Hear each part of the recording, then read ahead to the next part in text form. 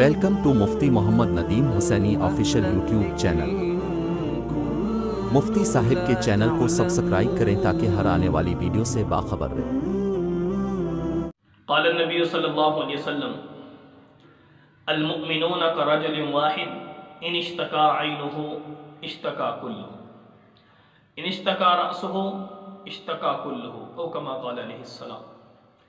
میرے بھائیو دوستو، نبی اکرم صلی اللہ علیہ وسلم کا مبارک فرمان ہے کہ تمام مسلمان عالم اسلام میں جتنے بھی مسلمان ہیں ان تمام مسلمانوں کی مثال پیارے آقا صلی اللہ علیہ وسلم فرمایا ایک جسم کی طرح ہے۔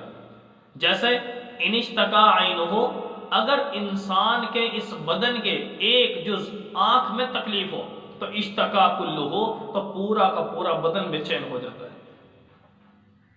ان اشتکا رأس ہو اشتکا کلہ ہو، تو کیا فرمایا اگر اس بدن کے ایک حصے میں یعنی سر میں تکلیف ہوتی ہے تو تمام بدن بے چین ہو جاتا ہے۔ تو میرے دوست، بڑا لمحہ فکریہ ہے، یہ بہت زیادہ سوچنے کی ضرورت ہے۔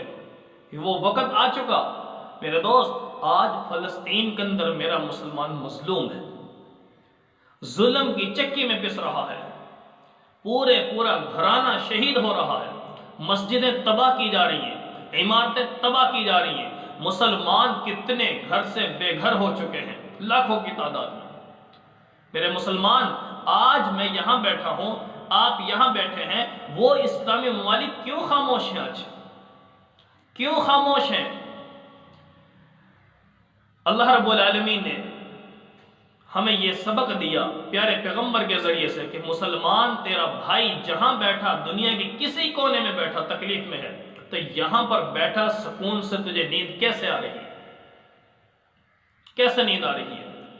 تو میرے دوستو، آج ہم کم از کم دعا تو کر سکتے ہیں اپنے بھائی کے لیے کہ میرے مسلمان بھائی کتنے مظلوم ہیں، کتنا ظلم کی چکی میں پس رہے ہیں، اور کتنے مجاہدین جہاد کر رہے ہیں وہ میرے نبی کے فرمان کے مطابق۔ کیا جیسے میرے اندر جان ہے، میرے اندر نفس ہے، میرے اندر دل ہے، جو میرے اندر خواہشات ہے، کیا وہ انسان نہیں ہے جو وہاں پر اپنی جانیں قربان کر رہے ہیں؟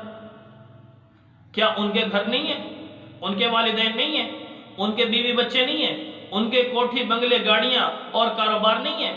میرا دوست، جب سب کچھ ان کا بھی ہے، خواہشات ان کی بھی ہیں، تمنائیں ان کی بھی ہیں، لیکن وہ سچے اس وقت کے پکے مجاہد ہیں، پیغمبر کے عاشق رسول وہ ہیں۔